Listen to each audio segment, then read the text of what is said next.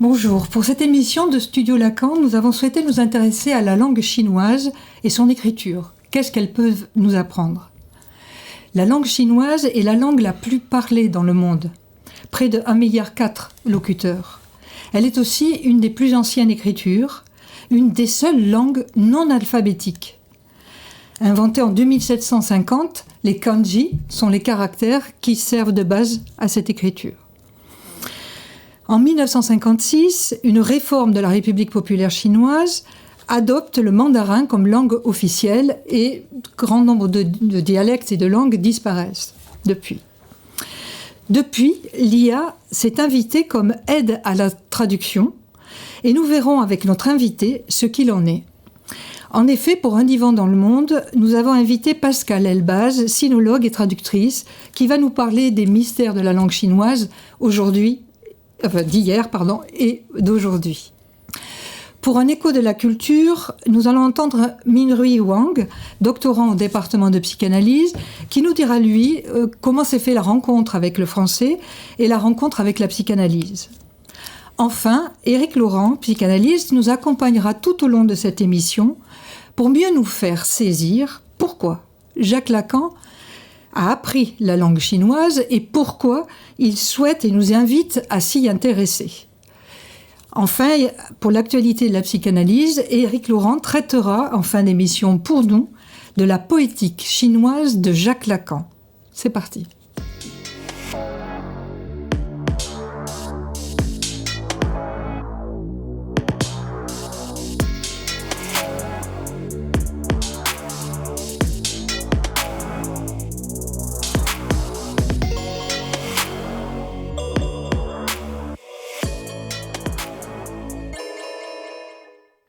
Alors, l'écriture chinoise apparaît souvent aux Occidentaux comme mystérieuse. Elle n'est pas alphabétique, effectivement, et ses caractères ne manquent pas de convoquer l'imaginaire. Alors, à l'instar de l'aleph, qui finalement est au départ le schème visuel d'une tête de vache, avant d'être une lettre de l'alphabet, les caractères chinois auraient-ils gardé un quelconque lien avec les choses auxquelles ils se rapportent, auxquelles ils se réfèrent? Où plongent les racines, finalement, d'une telle écriture? Quelles en sont les origines? Comment fonctionne-t-elle? Bref, le caractère chinois, entre idéaux, phonogrammes, pictogrammes, est-il un signe linguistique comme les autres? Alors, pour nous orienter dans cette forêt des signes, nous avons le plaisir de recevoir Pascale Elbaz. Donc, vous êtes docteur en langue, littérature et société du monde chinois. Vous êtes enseignante-chercheur à l'ISIT et vous êtes traductrice. Alors, vous êtes co-auteur du manuel pratique de traduction chinois-français, français-chinois. On le voit à l'écran. Paru en 2023, et vous avez traduit également l'histoire illustrée de la peinture chinoise de Wang Bomin, paru en 2021. Alors, pour structurer cette émission, nous aborderons l'écriture chinoise et ses principes, ses traits, ses origines et son développement, puis nous évoquerons donc les enjeux de la traduction à l'ère du numérique. Alors, pour commencer, pouvez-vous, Pascale Elbaz, nous dire quelles sont les caractéristiques de l'écriture chinoise? Avec plaisir. Donc, je reviens sur ce que vous avez dit, Catherine. En fait, les kanji, c'est en japonais. C'est les hanzi. Voilà. C'est exactement le même mot, en fait. Caractère chinois, han. Voilà, pour les han, l'ethnie han. Et zi pour caractère. Et puis, comme les Japonais ont emprunté ces hanzi, c'est devenu chez eux des kanji. D'accord. Et puis après, ils ont ajouté deux syllabaires. Voilà. Donc, je commencerai par rendre un hommage par une professeure qui vient de disparaître, Jetang Drocourt, qui a été ma professeure à l'INALCO, et qui, dans son dernier ouvrage, écrivait pour en finir avec le mythe idéographique de l'écriture chinoise. Voilà. Donc, l'écriture chinoise est extrêmement ancienne, comme vous l'avez rappelé, donc c'est difficile à dater très exactement. Mais c'est une écriture, bien qu'elle ne soit pas alphabétique, c'est une écriture linguistique, c'est-à-dire elle écrit une langue. Et comme elle n'est pas alphabétique, comme elle fonctionne avec des caractères faits de points et de traits, on a tendance effectivement à l'entourer de mystères et à penser qu'elle a un lien direct avec la nature, avec le monde, avec notre environnement, voire avec notre monde intérieur, notre pensée, nos affects, etc. Quand elle écrit une langue, c'est-à-dire que les caractères, on peut les appeler des signes-mots, des signes linguistiques, des mots de la langue. Ce qui fait qu'en Occident, on se rend peu compte en général de ce phénomène, c'est que les premiers signes écrits qui ont été forgés pour dire les mots de la langue sont des signes qui ont été forgés à l'image de réel. C'est-à-dire qu'en fait, on a regardé notre environnement, je mets on, les anciens chinois, voilà, arbres, femmes, ils sont d'abord partis du visuel en fait. Donc les tout premiers signes correspondent effectivement à des phénomènes naturels ou à des objets reconnaissables. Bon. Mais dès les premiers temps, à partir du moment où on a une écriture, c'est-à-dire qu'une suite de caractères, c'est une écriture linguistique, une écriture de la langue, et donc chaque signe va prendre sa place dans des phrases, etc. Alors, ce qui fait qu'on a du mal, en fait, à se repérer dans ces signes, c'est que retrouver leur origine phonétique n'est pas facile. Ça demande un travail. Alors, autant c'est facile de reconnaître le signe de la femme, par exemple. Alors, la femme sous le toit, c'est la paix. Tout ce qui va avoir comme signe graphique, l'arbre, ça va être soit du bois, soit des noms d'arbres, etc. Donc ça, c'est un peu un jeu visuel qui est accessible et on passe toujours par là. Mais en fait, il y a des reconstructions scientifiques qui ont été faites, notamment, je pense à Laurent Sagard, qui a beaucoup travaillé à la reconstruction de l'écriture archaïque, à partir des anciens textes, des poèmes, à partir des langues qu'on trouvait dans les contrées limitrophes, où des mots avaient été allés s'installer. Et donc, il y a toute une reconstruction qui montre que les premières syllabes avaient des sons qu'on notait. Et quand il y a un nouveau mot qui apparaissait, on allait chercher un mot qui avait déjà son caractère, avec la phonétique la plus proche, et on l'empruntait pour dire le nouveau mot. Et on savait que, il se prononçait pareil. Bien sûr, il ne voulait pas dire la même chose, mais on avait déjà un signe graphique pour l'écrire. Et on retrouvait là la structure de la logique de la combinatoire. Voilà. Donc, par rapport à cette logique de la combinatoire, ensuite, effectivement, tous ces caractères simples du début, tous ces caractères qui correspondent au visuel, on les a combinés graphiquement pour fabriquer des mots.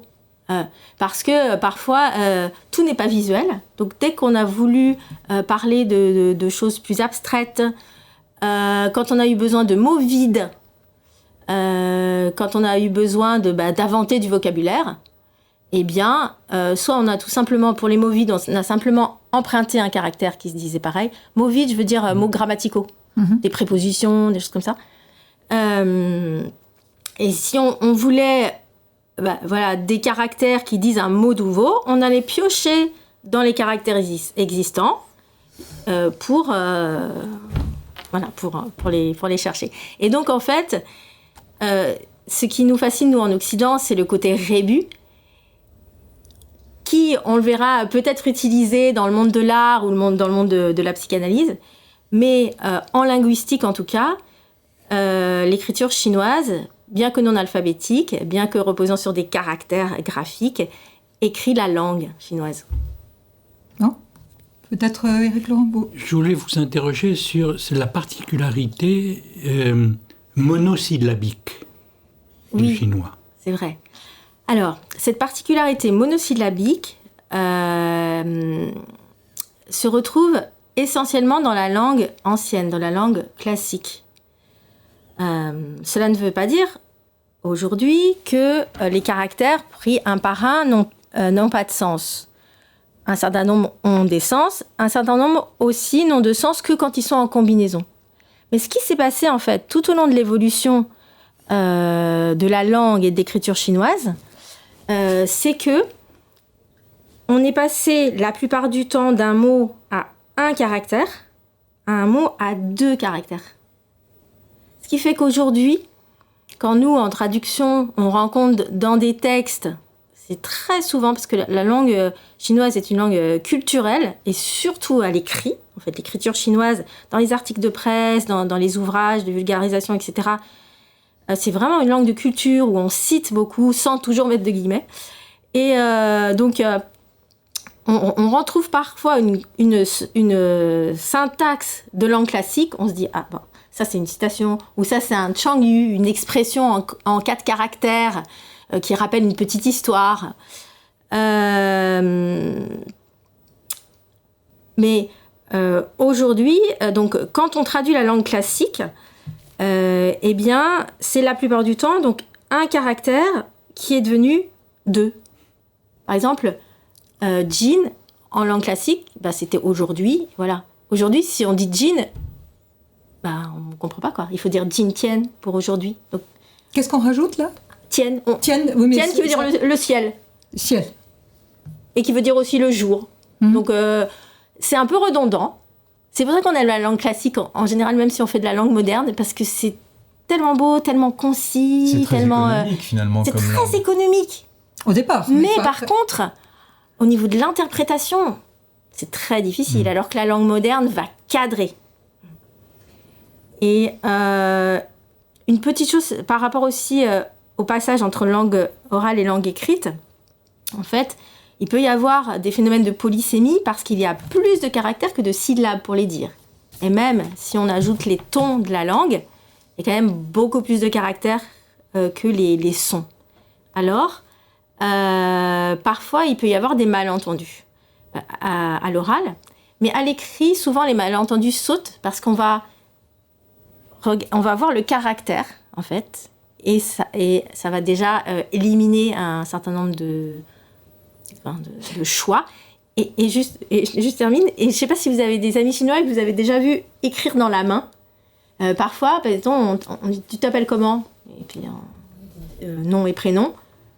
Ah bon, mais quel prénom, quel caractère? Et donc, la personne écrit dans la main pour poser le caractère. Pourriez-vous préciser pour poser le caractère?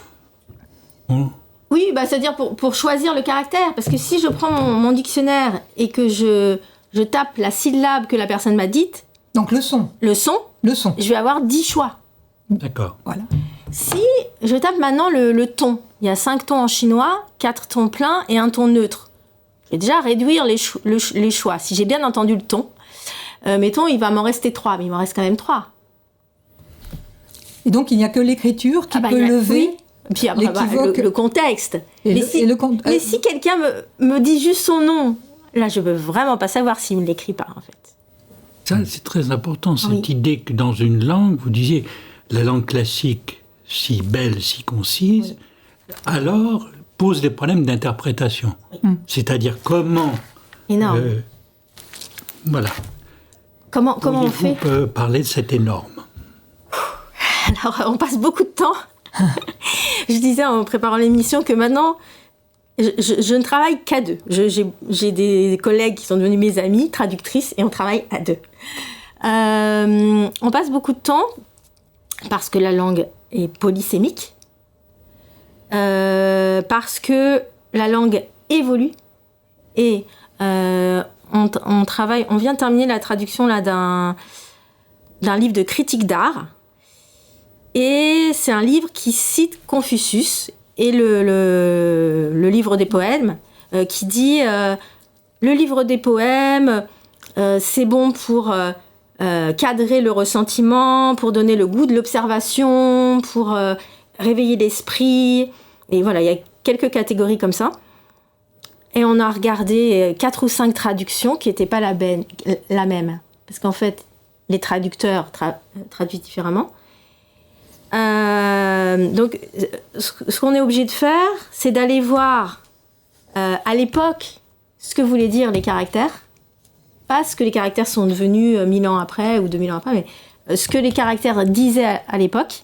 Et donc, il faut faire de la philologie, en fait, pour aller rechercher le sens du caractère à l'époque, qui peut avoir varié, par exemple, pour un caractère qui est Guan, qui se retrouve justement dans cette citation de Confucius. On ne savait pas si on devait traduire contempler ou observer. Donc on travaille dans la synchronie de la langue, mais pas sans la diachronie, finalement. Absolument, on travaille dans les deux dimensions. Nous allons poursuivre notre discussion autour de l'écriture chinoise, mais avant cela, nous allons passer à notre rubrique de l'écho de la culture, et vous allez voir que nous allons rester sur le même thème.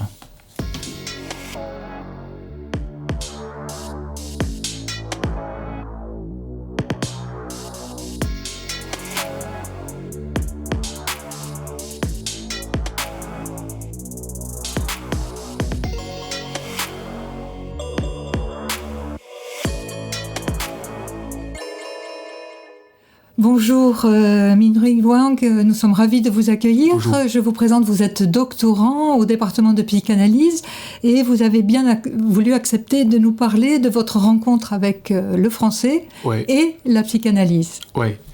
Bonjour tout le monde, je m'appelle Minhui Wang et je remercie Lacan Studio pour l'invitation. Je suis venu en France pour continuer ma recherche sur la notion de sujet chez Lacan, parce qu'avant en Chine, j'étais un étudiant en philosophie et j'ai fait aussi la notion de sujet philosophique. Et en fait, au cours de mon étude, j'ai commencé à faire mon analyse et j'ai commencé à réaliser des stages cliniques. Et après avoir vécu des expériences qui m'ont interrogé, vraiment, j'ai eu l'idée de devenir praticien. Et pendant cette période, la langue française joue toujours un rôle d'un guide qui m'a poussé à réfléchir sur la façon dont la langue forme le sujet. Alors pour commencer, peut-être pourriez-vous nous dire quelques mots sur la façon dont les Chinois apprennent la langue chinoise ? Oui, en fait, le caractère chinois a plutôt une dimension imaginaire plutôt que phonétique.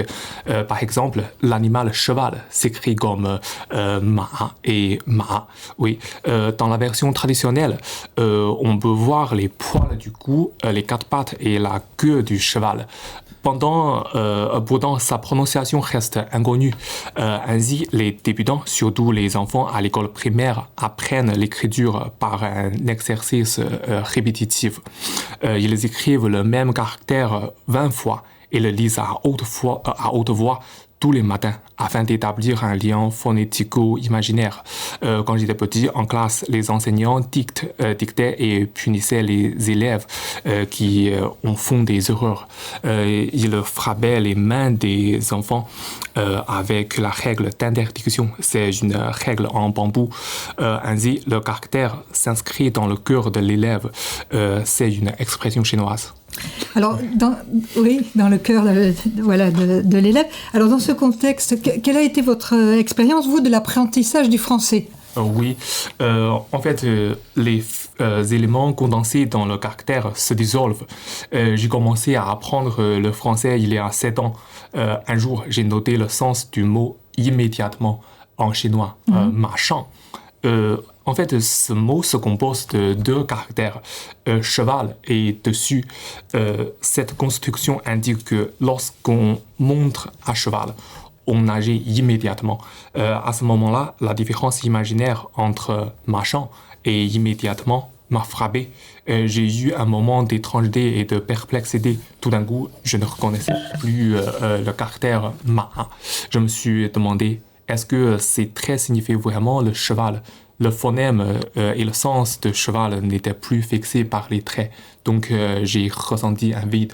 Alors par la suite, avez-vous rencontré d'autres types de difficultés ? Oui, en raison de l'existence de l'élision et de la liaison, l'écrit et l'oral sont souvent discordants pour moi. Par exemple, m'animer se prononce comme mani, mais ce qui me faisait penser à mai 68. L'être comme l'être en un seul mot. C'est m'animer, hein, parce que je vois que c'est le mot m'animer, hein, qui vous faisait penser à mai. Oui, c'est ça, mai 68. Voilà. Oui. Et l'hiver se prononce comme l'hiver. Oui. Pendant une longue période, je n'étais jamais sûr de ce que mes camarades avaient dit. En chinois, même s'il existe des caractères polyphoniques, le changement de prononciation n'est jamais causé par la combinaison des mots.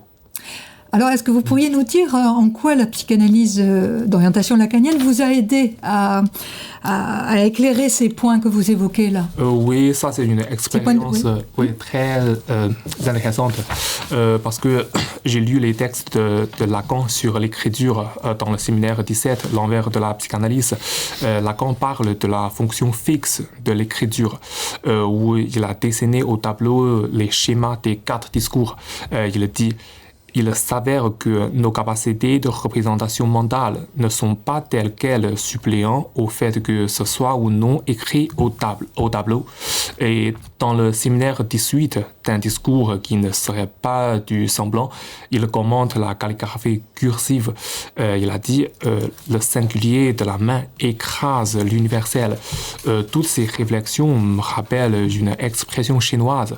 L'écriture reflète l'identification. Et l'identification s'inscrit dans l'écriture. Donc, ce que j'ai ressenti, c'est qu'au moment où j'ai rencontré le français, c'est-à-dire au moment où j'ai dû me représenter à travers des signifiants français, j'étais perdu dans une vaste mer langagière inconnue. Donc, ce que je devais faire n'était pas de traduire en français les anciens signifiants chinois, mais de écrire et d'organiser les mots français afin de construire une nouvelle identité francophone. Bon, merci beaucoup. Peut-être vous voulez réagir à ces propos parce qu'elle base sur cette transposition entre l'oral et l'écrit. Oui. Vous aviez peut-être un exemple, vous voilà. Non, ça va m'amuser, oui, effectivement, m'animer. Je me rends compte, moi, parce qu'en cours, j'ai des étudiants chinois en échange, en fait, qui viennent dans mes cours de calligraphie, donc j'ai des Français et des Chinois. Et souvent, il y a des jeux comme ça, de mots, de syllabes, donc j'ai besoin toujours d'être très, très, très précise, et j'écris beaucoup au tableau, parce que je sais que, voilà, ça peut sinon prêter à confusion. Et je trouve très intéressante votre réflexion sur bâtir son identité à travers une nouvelle langue et à travers... Ouais. Et juste avant que vous veniez, donc, je disais qu'en fait, les Français rêvent beaucoup autour de cette écriture et pensent que c'est une écriture de rébus. Et ça nuit un peu à ce qu'est vraiment cette écriture, et puis ça nuit aussi peut-être aussi à l'apprentissage, ça inquiète les parents, c'est du chinois, voilà. Mais si on faisait plus passer le message que ça écrit une langue, peut-être que il y aurait plus d'apprenants. On a l'idée qu'il y a des milliers de caractères, ce qui est vrai, mais en fait finalement il y a 200-300 radicaux, 200-300 clés, c'est ça, un tout peu plus. Est-ce que vous pourriez préciser un peu finalement comment se compose le caractère chinois ? Quels sont ces différents éléments ? D'accord. Il y a plusieurs questions, mais je vais commencer par votre première question. C'est-à-dire que quand on connaît 3000 caractères, on est très à l'aise pour lire le journal. Il y a différents standards comme ça. Quand on sort, je me souviens de L3, j'ai pu faire de tests après, mais je sais qu'en L3, on connaît environ 1000 caractères en licence 3, voilà, en France. Bon. on se débrouille déjà. Vous voyez ? Donc, c'est pas une montagne. Il y a plus de 50 000 caractères, mais il y a des caractères qui n'ont servi qu'une fois, qui ne servent pas. Il y a des caractères qui sont très spécialisés, dont on ne va pas avoir besoin. Donc, voilà, avec 3000 caractères, ce qui n'est pas une mince affaire, hein, mais je veux dire, on s'en sort. Et comme vous l'avez dit, c'est une combinatoire, en fait, une fois qu'on a repéré, qu'on a un certain nombre de caractères, c'est 3000, mais ça va devenir, en nombre de mots, c'est exponentiel, en fait. Oui, peut-être, puisqu'on parle de combinatoire, vous aviez un exemple d'un ami psychanalyste, je crois, chinois, hein, qui donne bien l'idée de ce que c'est que cette combinatoire et l'effet que ça peut avoir sur les sujets. Oui, alors... Avant de parler de ça, je veux juste répondre par rapport à la combinaison, parce que là aussi, en fait, comme vous l'avez dit, donc les caractères sont d'abord visuels, et en France, en tout cas, dans l'apprentissage, on s'appuie beaucoup sur le sens. Et on pense que l'écriture chinoise a été faite en mettant des sens ensemble et en les combinant. Bon. Mais en fait, très tôt, on s'est aperçu qu'on n'avait pas assez de caractères, et donc on en a emprunté. Et comme il y avait beaucoup de caractères qui se prononçaient pareil, mais qui ne voulaient pas dire la même chose, qui ne renvoyaient pas au même objet, on a ajouté des éléments sémantiques. Mais on les a ajoutés. Ils n'étaient pas là au départ. On les a ajoutés. Par exemple, si on prend le son ching, on rajoute... mettons 3 caractères qui se prononcent ching. Celui avec le soleil, c'est un temps clair. Celui avec le cœur, c'est le sentiment. Et celui avec la parole, c'est demander. Ça, c'est des clés, des éléments sémantiques qu'on a rajoutés a posteriori pour éviter la confusion. Et puis, pour servir dans un dictionnaire de classement, en fait. Parce que sinon, ching, ching, ching, on ne s'en sortait pas. Voilà. Et par contre, donc voilà, c'est beaucoup plus rationnel qu'on ne le pense. Mais rien n'empêche de jouer avec ces caractères. Comme les enfants qui regardent le cheval, qui apprennent le cheval. Alors, ça me fait un peu mal au doigt, là, la règle. Hein, mais bon, en tout cas, il y a effectivement une dimension imaginaire. Mais cette dimension, elle est toujours utilisée, notamment chez les artistes et en psychanalyse. Et je ne sais pas si on peut voir le visuel. Le visuel. Il va passer, allez-y. D'accord. Allez-y, il va passer. Voilà. Donc en fait... Ah ben non, c'est pas celui-là. C'est le d'accord. Ouais. Donc en art, il y a un certain nombre d'artistes qui jouent avec les caractères. Par exemple, Gu Wenda, qui s'est amusé, lui, à prendre 2 caractères qui veulent dire amour, Lien et Ai. Et puis, il en a forgé un seul. Donc, quand on regarde ce caractère, c'est pas un caractère qui existe. C'est un jeu de caractères, en fait. Non, c'est encore celui d'avant, pardon. Allez-y. Oui, c'est celui-là. Ouais, c'est celui-là, oui. À gauche, j'ai mis les 2 caractères dont il est composé. Ai et puis Lien. Et puis à droite, c'est la calligraphie de Gu Wenda qui s'abuse comme ça avec les caractères. C'est un caractère qui n'existe pas, mais c'est 2 façons de dire l'amour combinées en une. Et il y a une autre façon aussi de jouer avec les caractères, notamment en psychanalyse. Et donc là, j'ai eu la chance de rencontrer un psychanalyste chinois qui est venu faire sa thèse en France, puis là qui est retourné faire sa pratique en Chine. Enfin, il travaillait avec sa femme qui est psychanalyste aussi.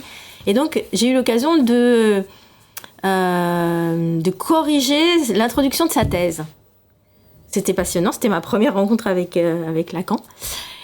Et en beau milieu de sa thèse, ça a été le tremblement de terre dans le Sichuan. Donc il est allé soigner, comme énormément de Chinois sont retournés là-bas pour prêter main forte, et les pompiers, etc. Mais lui, c'était plutôt soigner les esprits.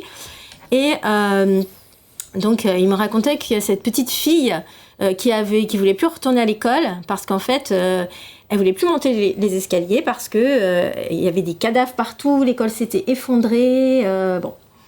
Et donc, il a travaillé avec elle à partir d'un caractère. Le caractère qui veut dire cadavre. Et il lui a dit, qu'est-ce qu'on pourrait ajouter pour sortir de là? Regarde, tu vois, tout le monde est en train de reconstruire. Les gens sont... Un certain nombre de personnes peuvent être soignées. On est en train de reconstruire les bâtiments, etc. Et donc, la petite fille a ajouté 1, 2, 3, 4 traits. Et puis, c'en est venu à dire le caractère étage. Parce qu'en fait, justement, cadavre, qui est un des premiers caractères, on comprend pourquoi, qui est très visuel, en fait, ce signe-là, graphique, il va être utilisé aussi dans tout un tas de caractères qui signifient la pièce, la maison, et plutôt comme une protection, en fait.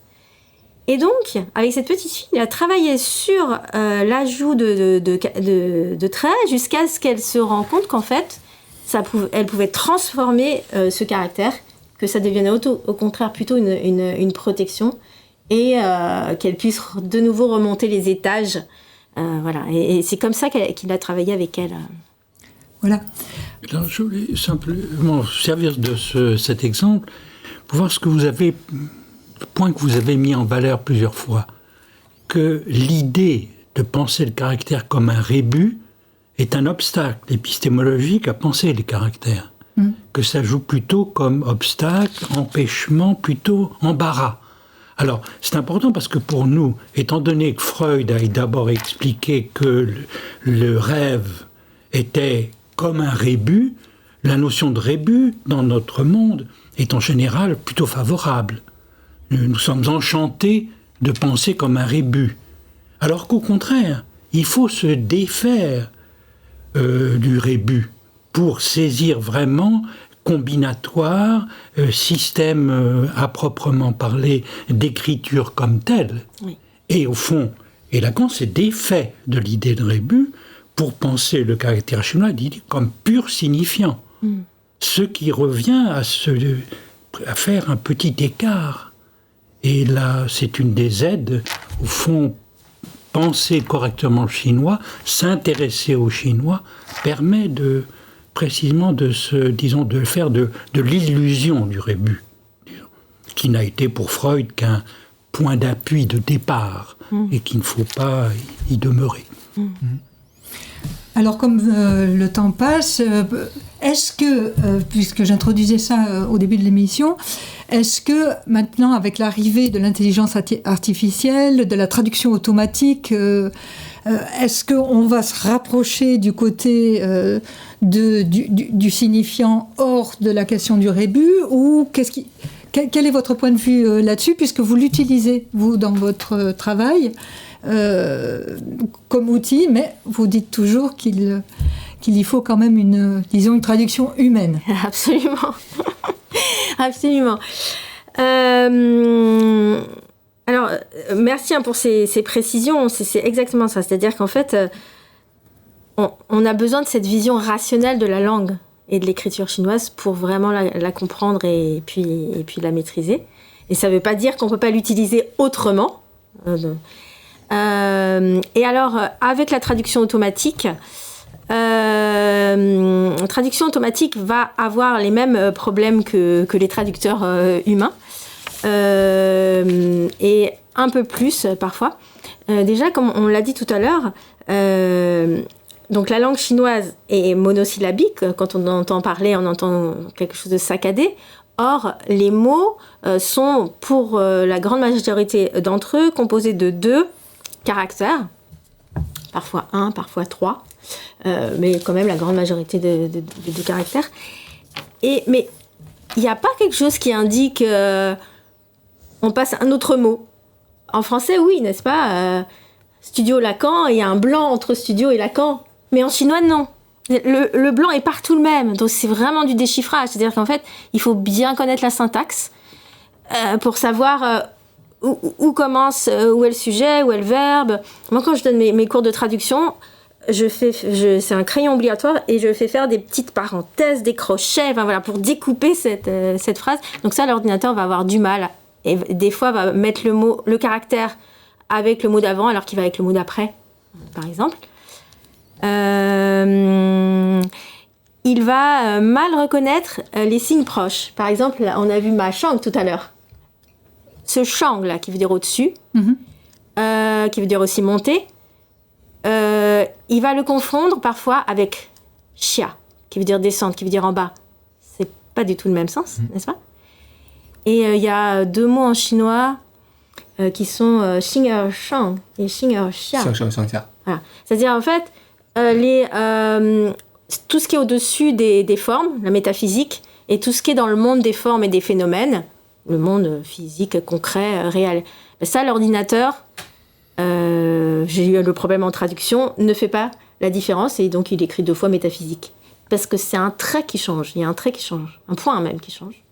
Voilà. Donc il y a des problèmes de reconnaissance graphique. Après, il y a des problèmes, je dis propres aux Chinois, parce que la traduction automatique, beaucoup de langues ont des problèmes avec, mais même si ça fonctionne vraiment de mieux en mieux. Donc, il n'y a pas de majuscule en chinois. Donc, les ordinateurs vont avoir du mal à reconnaître les noms propres, parce que les caractères qui sont dans un nom, c'est les caractères qu'on retrouve dans la langue générale. Et donc, où est le nom propre ? Voilà, donc ça va être une difficulté. Et puis, une autre difficulté, en tout cas pour le français, dans ma combinaison, c'est que souvent, les traducteurs automatiques vont passer par l'anglais, parce que les corpus sont plus importants, les corpus de texte, donc les données sont plus importantes. Et c'est comme ça qu'on nourrit, en fait, ces traducteurs automatiques, avec un texte source, un texte cible, qui sont les mêmes textes, mais dans 2 langues différentes. C'est comme ça qu'on les entraîne. Mais comme il y a peu de données entre le chinois et le français, parfois les traducteurs passent vers l'anglais. Et ça rajoute un problème, un risque de malentendu, parce que les langues françaises et anglaises, bien que proches, ne sont pas équivalentes, en fait. Oui, et puis ça coupe de ce que vous disiez, de cet aspect culturel de la langue, de cette citation implicite et connue des Chinois. Ils en seront privés. C'est ça que vous dites, puisqu'on va traduire à partir de l'anglais, puis après, ce ne sera plus que des textes qui eux-mêmes seront des traductions déjà faites par l'intelligence artificielle. C'est ça. Donc en fait, là, il y a 2 points. Oui, donc il y a d'abord le fait que si on nourrit ensuite la traduction, si on nourrit la machine de traductions qui ont été elles-mêmes faites par une machine, tout s'automatise en fait. Et on va voir une espèce d'ancrage, c'est-à-dire qu'en fait, on va voir par exemple de la syntaxe de la langue source, en l'occurrence le chinois, dans le texte cible, on va reconnaître, ça va être légèrement désagréable. C'est pas vraiment du français. Bien. Et c'est de plus en plus le cas. Ça pose généralement l'usage de ces applications de traduction et leurs effets peut-être à moyen terme sur l'usage de la langue naturelle par les locuteurs. Finalement. Absolument. Alors, et la fonction de la coupure, non, on va... Justement, un grand merci pour vos éclairages. Nous allons passer à la prochaine rubrique de l'actualité de la psychanalyse qui justement va poursuivre sur la question de l'écriture avec Éric Laurent.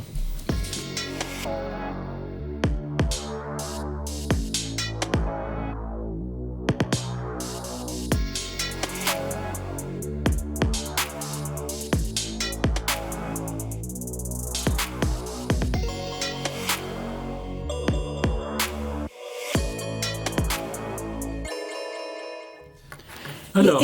Éric Laurent, merci de votre présence sur le plateau. Je voulais juste vous présenter rapidement. Vous êtes psychanalyste, vous avez été président de l'Association mondiale de psychanalyse, vous avez écrit de nombreux articles disponibles sur Internet, plusieurs ouvrages.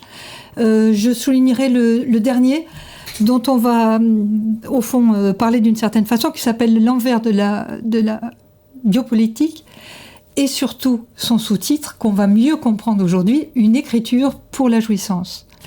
Alors, vous allez nous parler sur le fait que la psychanalyse n'est pas seulement une affaire de parole, mais aussi d'écriture et d'écriture poétique.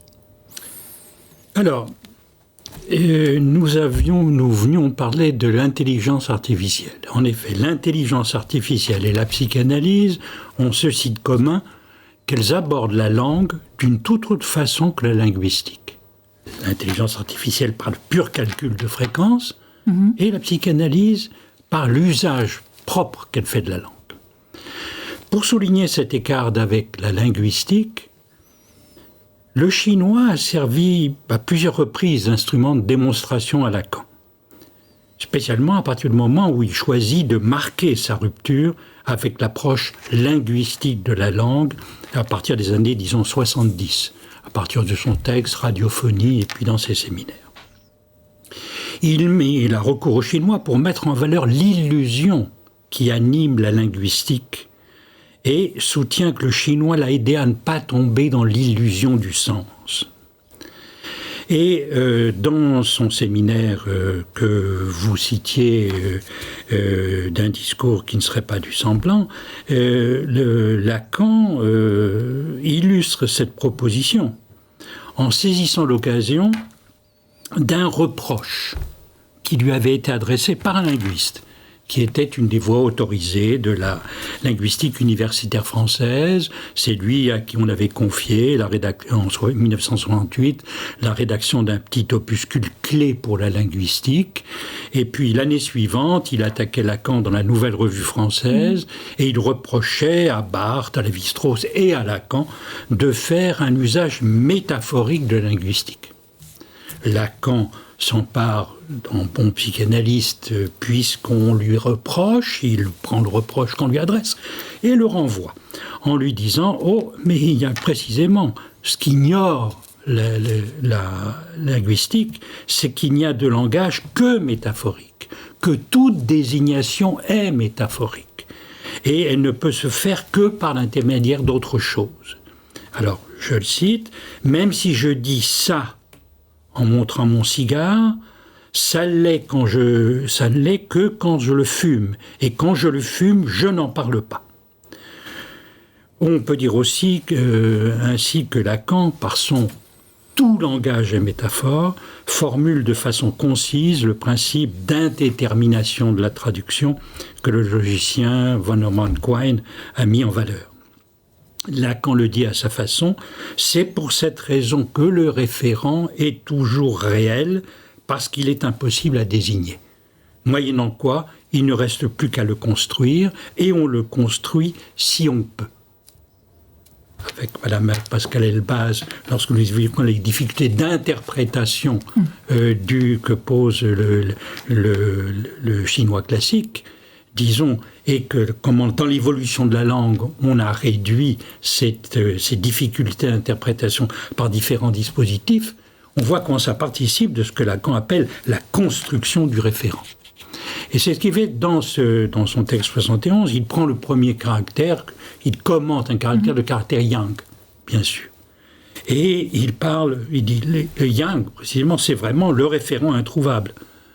Alors que la linguistique, dans sa tentative de définition du sens, essaye de fixer un arrêt de la recherche en visant le sens équivoque ou un savoir équivoque sur ce qui se dit, alors qu'en fait, ce sens échappe toujours. Et c'est, comme il le dit, Lacan à ce moment-là, la linguistique ne peut être qu'une métaphore qui se fabrique pour ne pas marcher, pour essayer de fixer précisément le sens, alors qu'au contraire, la psychanalyse, elle, se déplace toute voie dehors dans la métaphore et maintient cette ouverture. Et il dit, c'est bien ça ce qui m'a suggéré sur mon retour à mon peu vieux petit acquis de chinois, dit-il modestement. Il introduit ensuite un deuxième caractère, aussi pour faire valoir un autre aspect du chinois.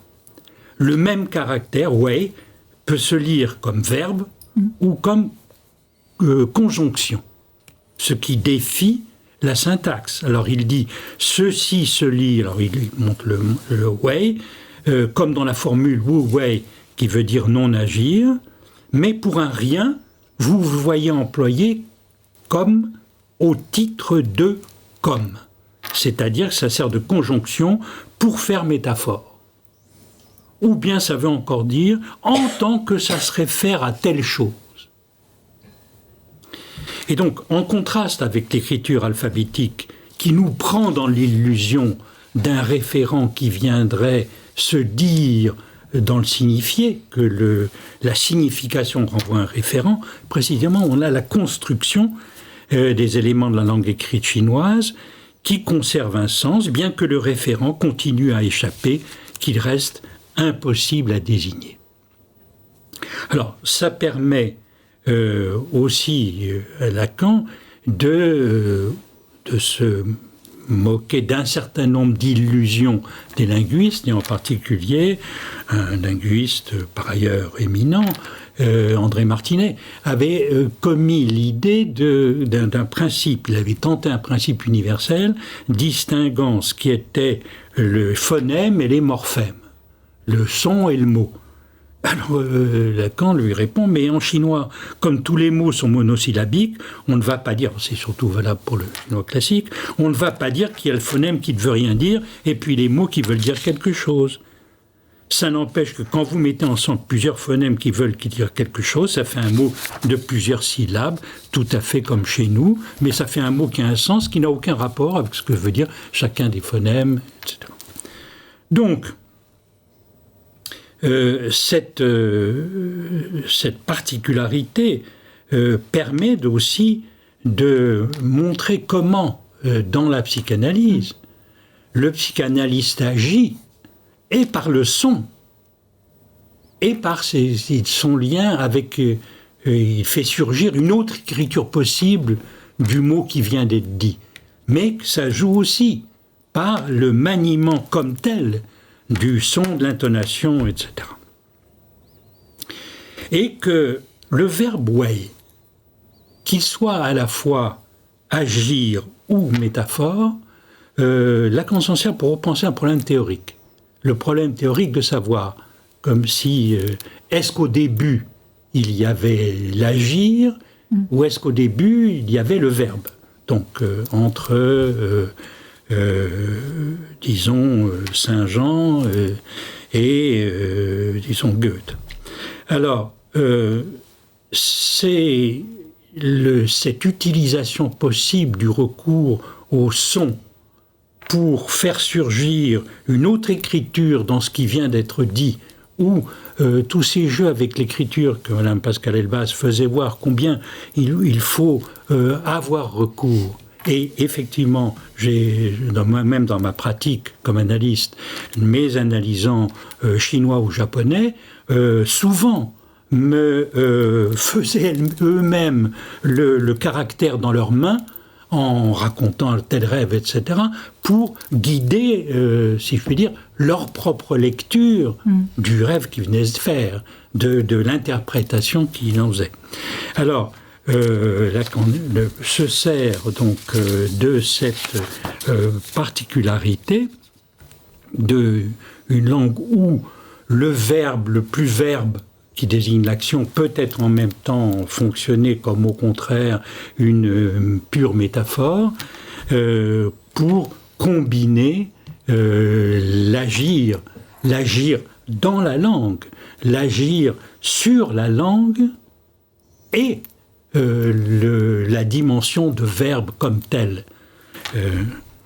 Dès le début aussi de sa lecture, Lacan, des travaux de François Cheng sur l'écriture poétique chinoise, Lacan s'est servi de la façon dont Cheng montre comment le poète Song se déplace dans l'espace ouvert par la construction du référent impossible, que l'écriture met en valeur et diffracte sans cesse par les ressources de l'équivoque poétique.